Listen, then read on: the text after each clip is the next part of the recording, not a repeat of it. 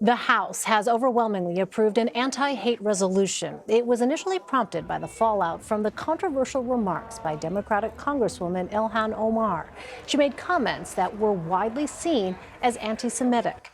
The resolution did not address Representative Omar directly, but it condemned all forms of discrimination and bigotry as, quote, hateful expressions of intolerance that are contrary to the values and aspirations of the United States.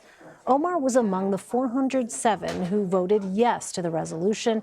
23 voted no.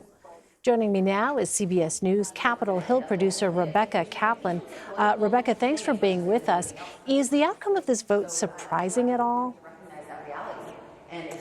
Well, Elaine, I think it may be surprising to some that 23 people voted against what was a really broad resolution condemning anti-Semitism, condemning anti-Muslim bigotry. What we heard from the 23 Republicans who did vote against it was that they wanted to see a firmer resolution that just addressed anti-Semitism. Some of them wanted Representative Omar to be mentioned by name in the resolution and not just kind of a reference broadly to the problems with anti-Semitism. And there have even been calls from Republicans that she should be removed from her post on the House Foreign Affairs Committee. So that was why we saw some Republicans, mostly conservatives, but also surprisingly a member of the Republican leadership, Liz Cheney of Wyoming, who heads the GOP conference. She was among the people that decided to vote no on this resolution. Otherwise, you had broad Democratic support. I do think one thing that was surprising we heard in the debate in the lead-up was that there were a number of Jewish Democrats who were also unhappy about the content of this resolution. They, too, said that the House should have passed something very, very narrowly focused on anti-Semitism,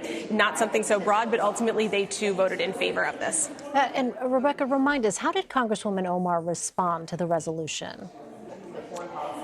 Well, we have been trying to talk to the Congresswoman all week about her comments, the response to her comments, and she has not said a single thing all week. And in fact, when she left the chamber tonight, she was with another Democrat, Andre Carson of Indiana, who had his arm around her and literally stuck out his other arm to keep the press away from asking her questions. And when we did ask her for reaction, she didn't have anything to say. But a few minutes afterwards, she tweeted a joint statement with two other members, Rashida Tlaib of Michigan and Andre Carson, the member I mentioned before. And she tweeted out a statement saying, "Today is historic on many fronts. It's the first time we have voted on a resolution condemning anti-Muslim bigotry in our nation's history." She points out the rise in anti-Muslim crimes over the last couple of years and says, quote, "We are tremendously proud to be part of a body that has put forth a condemnation of all forms of bigotry, including anti-Semitism, racism, and white supremacy. At a time when extremism is on the rise, we must explicitly denounce religious intolerance of all kinds and acknowledge the pain felt by all communities." And she said this was a moment of great progress for the nation. So several Democrats warned against Republicans using Representative Omar's comments as a way to stifle legitimate debate about policy in Israel. Do you think the resolution will impact that debate? I'm not sure the resolution is going to impact that debate, but we are clearly seeing some energy on the progressive left side of the Democratic Party, and there are people who want to more directly talk about Israel, to talk about actions of the Israeli government that they disagree with, and they think that there needs to be room for more of a debate without people immediately crying anti-Semitism. And I would be very surprised if this is the last time this issue bubbles up on the House floor.